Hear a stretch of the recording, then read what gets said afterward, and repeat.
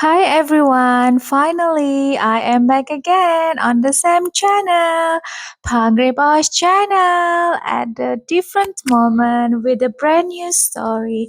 It's me, Henny. So, what are we talking about today? Before I get started, I just want to say something. I know some of you may have been wondering, I had a feeling about that anyway. Maybe some people say that this and that, yes, yes, this and that, no, no. If something has changed in my life, the truth is, nothing has changed. I am still the same Henny, always active, always smiling, and always grateful. If we are talking about Henny, it means Henny don't have many demands in life, but Henny have a goal in life. Goal? What does it mean that? That's why I choose to invest my time and energy in things that support my health, my peace of mind, my overall well being. Everything else comes second. Now, are you ready to listen the story? But please, please, please, please don't get this story to different version of yourself, but think something that this story can give you a meaningful knowledge and experience. Everybody does have a different experience. Everybody does have words to say. Everybody does have a different motivation reflection, even though sometimes I feel that that motivation is not go to common sense thing, but you are different, I different, we are all different. So here's the story. I had a scheduled activities on the day I accidentally met a woman who lived alone with her dog in the quiet. And when I observed that suburb, the suburb is a kind like a upper middle class suburb. I usually look for parking spot if that area have a specific parking spot, it's okay. If not, normally I use curbside to park my car. So I decided to find the parking spot with plenty of cover because I don't like sitting in the heat while waiting for my activity. And I was driving back toward the main street. I suddenly stopped in the middle of the road because something in my heart told me that looks like a good place to park. It's spicy, I thought. I smiled to myself and thought, okay, why not? Instead of driving all the way around, I carefully reversed into the parking spot. Actually, the parking spot it was curbside, making sure it was safe to do so.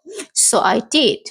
Well, if I'm driving very carefully, so it's good. At the time, I had no idea the woman might have been watching me from her house while I sat in my car waiting for my activity.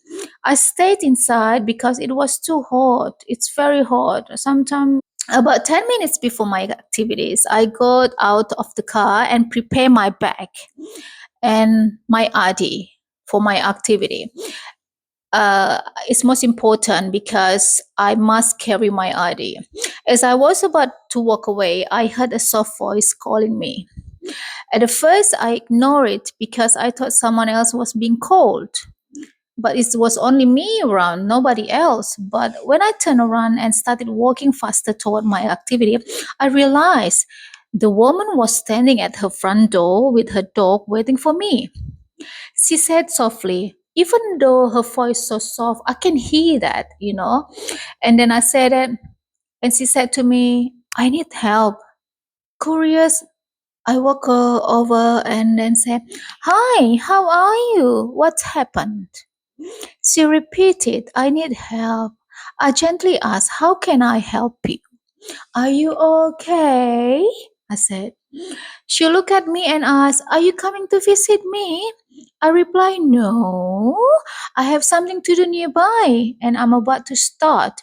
But I have a little time for you. I have little time for you. So it's good. Standing at her doorway, I asked again, "Do you need help?" She tried to explain her concern, although I didn't fully understand everything she was saying.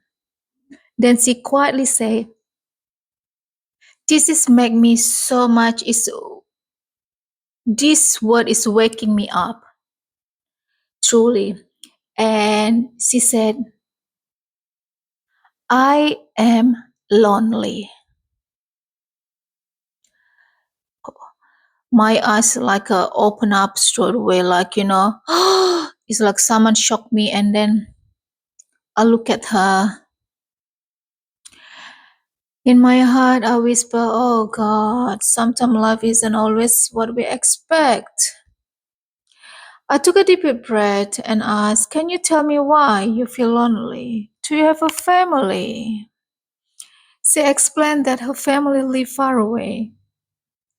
She added, "I am an educated person." With a warm smile, I replied, "Yes, you are. I can see that." She asked me for my name several times, even after I introduced myself. Eventually, I apologize and say, "I'm sorry, but I have to go now. If I can, I will come back after I'm finished and hopefully we can talk for a little while." She wanted to continue talking, but I calmly reassured her, "I will be back, okay? I promise." I'm always that actually. If I say that, I say that. Before leaving, I gently remind her, "Please don't open the doors to stranger." Then I ran to my activities with only 2 minutes left before it started. During my activities, I couldn't stop thinking about her. Part of my heart felt deeply sad. When I finished, I realized I had completed my work about 40 minutes early than expected. So I walked back to my car and sat down to finish my paperwork. Then something unexpected happened. The woman was standing outside near my car. I quickly go out and ask, "Are you all right?" She was holding a Christmas card. On a piece of paper, I noticed she had written my name correctly. She showed me the card and asked if I had sent it to her. I gently explained, "No, it wasn't me." I looked at the card more closely and realized it had been sent about 3 years early. It was from her sister. I checked the name and address. They were both correct. I asked if she remembered her sister's name, and she did. She then asked if I could help her find her sister's address on the envelope so she could write back. Unfortunately, there wasn't a residential address, only a P.O. box. She kept asking the same question repeatedly, and each time I patiently explained the same answer. At the one point, I smile and say, "In another 6 months." Can you imagine that with a smiley face? I'm trying to break it, the feel that she had at the time about the meaning of lonely, just to see that her smile. "We will celebrating Christmas again," I said. Suddenly she looked at me and say, "You have a very beautiful skin."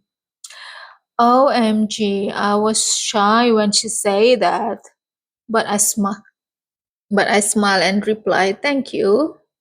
Then she said, "I like you. Thank you for helping me." I gently responded, "You shouldn't go outside for strangers." She asked why. I said, "Because it's not safe. There's nobody around. It's very risky and so quiet around here." Then I kindly asked, "Would you please go back inside and lock your door?"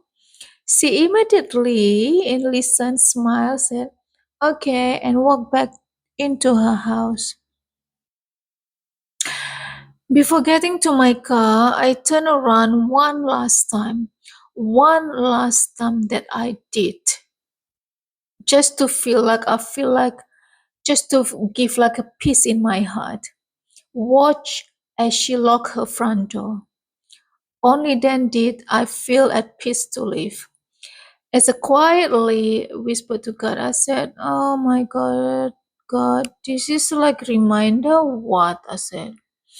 I took a deep breath and say, "Thank you, God. At least now I know what of the things I can do to prepare myself, not by focusing in of material things, but by thinking about the day when I grow old. Sometimes what people need most isn't a gift, isn't it?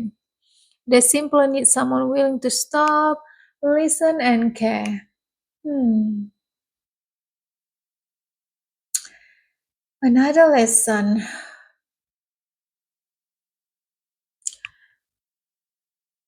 I hope you all have a good day. Thank you for listening and thank you for watching.